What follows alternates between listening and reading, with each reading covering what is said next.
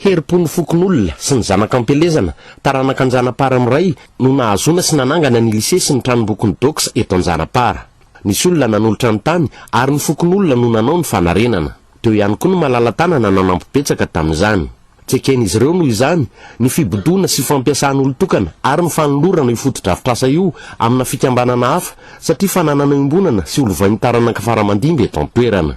Nakatona vonjomaika ny alarobia teo arak'izany ity tranomboky ity izay nahazo ny taranaka Anjanapara amiray alalana avy amin'ny fitsarana sy ny vadi-tany. Tendrombohitra mihitsy ity no natao terrassement, izany hoe misy atsembohan'olona be dia be eto ary misy miombonantoka be dia be nanao izay nahatoto saina an'izao hoe lycée doks.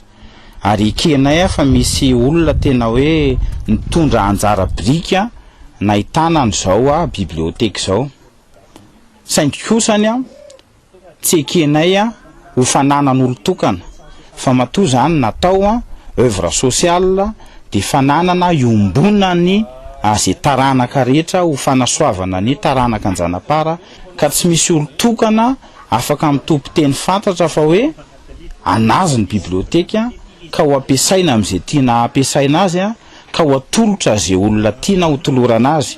Ka izay taranaka Anjanapara zany miaraka amin'ny olona tia tanàna dia samby tsy misy manaika an'izay fanolorana na ho fampiasana nyity zay zavatra rehetra misy eto ho ana fikambanana hafa fa dia ny taranaka Anjanapara iraisana zany tia. Nambaran'ny taranaka Anjanapara amiray ihany koa moa fa mandritra izao fialan-tsasatry ny mpianatra izao no hanakatonana ity tranombokon'ny doks eto Anjanapara ity.